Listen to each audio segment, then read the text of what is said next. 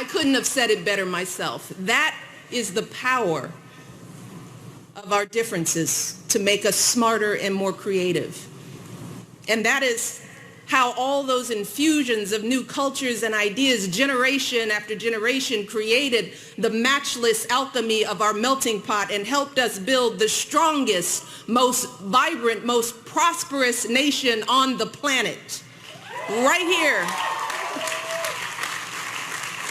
But unfortunately, graduates, despite the lessons of our history and the truth of your experience here at City Colleges, some folks out there today seem to have a very different perspective.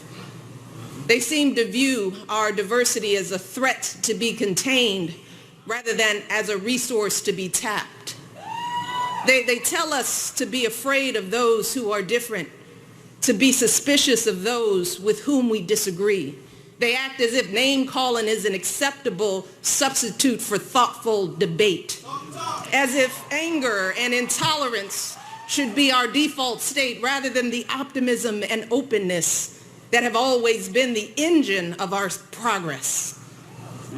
But graduates, I can tell you as First Lady, I have had the privilege of traveling around the world and visiting dozens of different countries, and I have seen what happens when ideas like these take hold.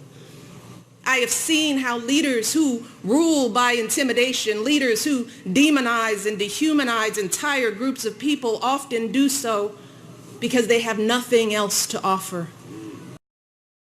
She's just a girl and she's on fire, hotter than a fantasy, lonely like a highway. She's living in a world and it's on fire, filled with catastrophe, but she knows she can fly away. Oh,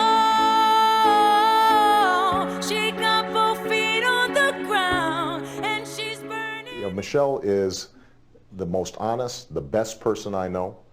She is one of the most caring people I know. She loves this country. And I think most of the American people would think that as well. She got her head in the clouds and she's not backing down. This girl is on fire. This girl is on fire. Before Barack was doing the political thing, he was a community organizer. And we were starting to date, and he took me to one of the trainings he was doing with a group of single-parent mothers on the south side of Chicago. And he was working with these folks to help make change in their neighborhoods. And he gave a speech and he talked about the world as it is and the world as it should be. And the notion that we're always fighting for the world as it should be. And I watched him in that room, natural, engaged, passionate, and I was like, this guy's different, you know? So it was at that training that I sort of thought, I could be with somebody who, you know, cares so deeply about other people and is willing to make the sacrifices. So thank you for taking me down memory lane, so when he doesn't put his shoes up tonight, I'll remember, oh, that's why I left. This girl is on fire.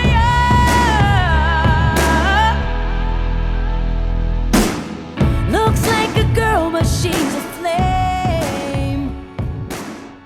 Again, when I picked my issues, Reach Higher, Better Make Room, it was because of the passion. I know that I wouldn't be where I am today without having a foundation in education. Education is the key to freedom these days.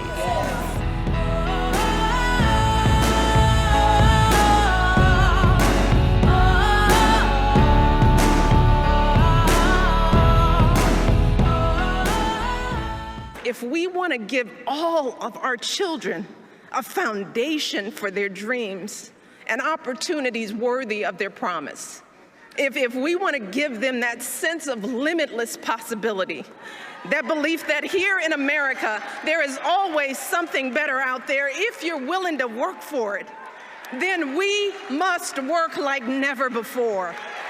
And we must once again come together.